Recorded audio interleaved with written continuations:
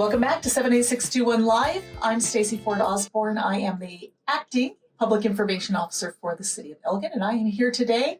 It's my pleasure to be here today with our Interim City Manager, Robert Eads. Hello. Hello. Welcome to Elgin. Thank you. I'm really glad to have you here. I'm glad to be here as well. So you are technically employed by SGR right now. I am. Right? Okay. And SGR is a search firm that does a lot of searches for city managers and other positions throughout the country. That's correct. Great. That's correct. And so what made you interested in serving as interim city manager here in Elgin? Well, I was contacted by SGR, and I actually had an interest prior to them reaching out for the interim spot. So truth be told, when the permanent city manager position had opened, I had interest initially. And so I'd applied. We're empty nesting. We've technically empty nested at home. And when it opened initially, back, some months ago, whenever that process was, my application went in. Larry Gilly was facilitating that process with SGR at the time. And I actually was selected as one of the semifinalists way back, May of this year, whenever that was. At the time that happened, and there was a batch of candidates at that time, we still weren't ready to pull the trigger. So I told Mr. Gilly and SGR, thank you for, bringing us along in the process. But he was just graduating, my son, and so we weren't ready.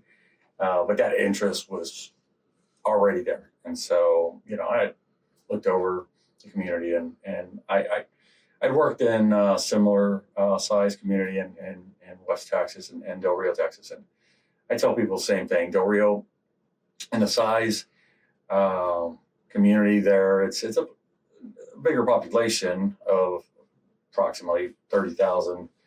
But I respectfully to Del Rio say that it's Elgin is almost as what Del Rio probably wishes it could be when it grows up. And I know that may seem a little odd if, I hear it a lot here in Elgin saying, really, we wish to be maybe a little advanced ourselves. Well, to me, honestly, you may be advanced already in a lot of ways, but to other communities, in your own sense, there's a lot of potential in here to be even more advanced. I get that. But man, it's, all you got to do is just spend, any amount of time here, and it just makes a total amount of sense. We're about family, faith, and community, and everybody checks all those boxes as soon as you get here, and so it's quite easy to fall in love real quick. So that was done instantly as soon as you hit the ground. So. Well, good. Well, we're really glad to have you here in Elgin. You started on late September, correct? Yeah, it was. Fabulous. And you're the interim city manager. So what does that mean exactly to people? Yeah, so what happens during this time is that I serve a role to facilitate the process prior to a permanent city manager being selected. And so right now there isn't a selection happening currently. And so I know Mr. Turner, who was here prior, he served the same purpose. He was here approximately 8 months doing the same role for an extended period of time. So I'm serving in that capacity as council decides how they want to do, how they will roll out that ultimate permanent position. I'm focused on getting certain things done for the city of Elgin. I don't have obviously the full position ultimately, but what I do have in front of me are some very serious things that need to get done. And I say that in the most positive way to say, look, we need to get some things, really critical things that will set up Elgin for success. And just for anybody's sake, for the community, for taxpayers, for the council members, for the employees, again, I'm here to help advance and be a positive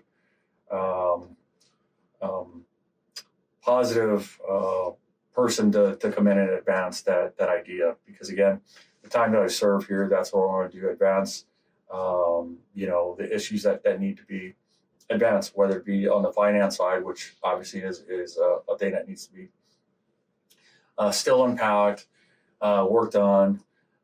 There's some projects that need to be continued on and need to be done. I know the budget has just been completed, but again, you need to advance as you go through. So the city continues. And so you just need to be a value add to the city. So I take that lead role. I take it very seriously. The council knows that I'm here to serve in that role. And also what happens and what I hope to do as well is that I want to make sure that with the community members, with staff, with everybody that I see and everybody that I run into as well, is that although it may see that I'm transitory, and I, to be honest, I really hope that I'm not transitory, because I want to be in front of everybody. I want to be a transparent, and I want to have lasting relationships with everybody that I meet. And so I'm being in front of everybody as much as possible, with as many people as possible, whether it be at HB, whether it be at Main Street, whether it be on Main Street, whether it be at an event, whether it be at a club, whether it be at a meeting, whether it be at a social, whether it be at an activist or an activity that may be happening, or a simple gathering. You know, I was here prior to even being named. Before it was even public, I was here a week prior at an event that y'all held right outside these doors. And I'll tell you this, I wasn't able to buy an elote because, you know, the line was too long. It was like 2 blocks. So I saw the community, I saw the interaction with crowds, and it was quite nice. And so I was very impressed. My wife, my mother was here, helping me move furniture. I reside about 4 blocks down here already. And so again, that's my role. I'm here to be a team member. I don't stand in front of the team I'm with. I stand beside them. And so I hope I can be of help to everybody. I also am very bilingual. I hope to bring that other piece so that anybody can come and visit. Y les puedo ayudar en City Hall. Ojalá. Por favor, si quieren venir a platicar, si tienen dudas, preguntas, I can go ahead and help with that as well. And I know we have quite a few customers, citizens perhaps, or anybody that wants to go ahead and have a conversation, come by, have a cup of coffee, come on by too, or I'll go visit. I mean, that's the kind of city hall that we should have, that we do have. But we're a community for all, and so that was the one thing as well. People ask, you know, why Elgin too? And so the culture and community is just so diverse, and that is super cool. And so that's, you know, you walk into any store, you walk down any street, and that's what you're going to see. And so it is perfectly situated for a person like me. So Excellent. Thank you. Excellent. That perfectly situated, by the way, is what the Elgin Economic Development Corporation labels Elgin as. No way. Really? Oh, wow. Shocking. He's learning fast, folks. So tell us a little bit about your background. I know that before you came to this position, you were with the Boys and Girls Club, but you have a lot of city manager experience. Correct. So I started my career, I was, started city management career in City of Laredo. After I got out of the Marine Corps, served 5 years in the Marine Corps, went City of Laredo, did about 10 years of Chamber of Commerce work. City of Laredo, then I worked did my first official city management job in City of Del Rio, Texas. I was assistant then city manager there for about 5 years. Went to Yuma, Arizona, was there in San Luis, which is a border community. Came back to Texas, served there in Laredo, assistant city manager, then city manager. I did the COVID years as city manager. That was a very interesting time. From 20 to 22 was the COVID years, and I was a city manager. Where were you city manager then? In City of Laredo. Laredo. Okay. Yeah. So after that, that's where when I left there or stopped working for the city of Laredo, I had two choices. One, continue on as a city manager, and there's only one per city. And so that would mean I would uproot family with my one child as a sophomore, or I stay and do something else for the next 2 years. And so I made a decision for my family to say, we're going to do something else for at least 2.5 years until he graduates. And so I parked myself there doing not city management work. So I went to work for the Boys and Girls Club there in Laredo, Texas for 2.5 years. And so I made a family decision, not a professional decision. And so it was the best thing ever. And now he's in college.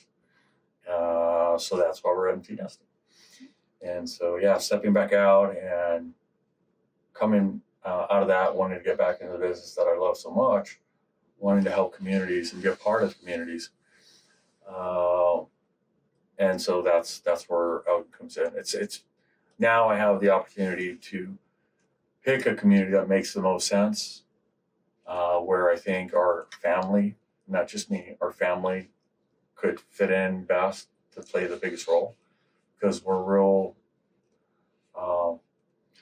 interested in becoming woven into the fabric. Like, we want to be part of the Rotaries. We want to be part, of the Ludex Kiwanis, and, help, at the food banks and those sort of things.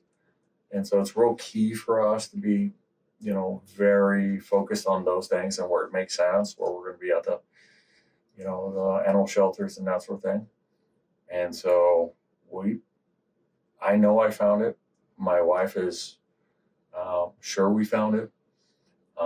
Right now it's just extricating her from her son. But it's quite simple at this point, because our first grandchild was being born in 4 months in Del Rio, Texas. Because our other son of 30 years never left Del Rio, Texas when we were there. He stayed. He's 30 plus years old, 31 years old. And the first grandchild's being born there. So the only thing left in Laredo, Texas, besides my mother's and family, will be my son, who's in college, and my wife, who has to be, has to clip those wings and just let the boy fly. So that's being well, it's not that far away. You can get there. I mean, she can get there. Yeah. So we're getting there and fast. So. Well, good. Well, we're really happy to have you here. Thank you. I just want to ask you a couple of questions. So, city management is a labor of love, and the people who are city managers love being city managers. What do you love about this profession? You can see the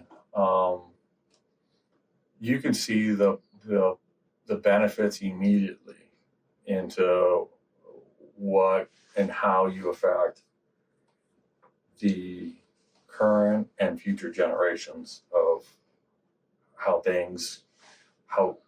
the decisions you're making with the teams that you have, and the decisions you're with your councils are making, how that affects individuals. So while I'll give you an example. So hitting the ground, I've been here since 24th, well, whatever, Wednesday of last week. So having started running so fast, but as an example, I think it was yesterday, day before, don't remember, but we're on yesterday on a design meeting right outside these doors here, on the intersection, crosswalks that are going to be designed. Okay, so to me, that's very interesting in the fact that that's a broader, and not a city manager decision. That's a broader implication where that comes from a lot of different layers of a lot of different decisions from a lot of different people, right?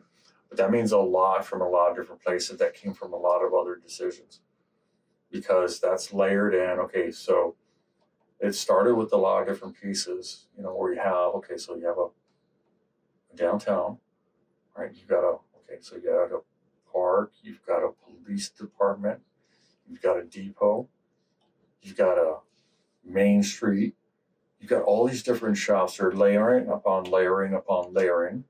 You've got these intersections that are going to be this family-friendly approach that you're layering upon layering. So all these decisions are being layered on together. That's having this community effect that's building itself, where you're having these decisions layering themselves into this community building itself onto its community. And so that's where you're having this investment upon investment based on these decisions, based on these other decisions. And so you're lucky enough to sit on these discussions to be able to see these generational changes, right? Where in the future, and some are more immediate than others, right? So my wife, my mother were here 2 weeks ago. They saw what wasn't there. I'm going to bring them in a month. They're going to see what is there. And I don't want to bring them maybe 6 more. They're going to be here 6 months from now or a year from now and see the total transformation. And it's going to continue and continue and continue. So 5 years from now, I can only imagine the transformation that's going to, from decisions that had gone way back from a lot of different people. And so you're just one of those small pieces of this grand decision.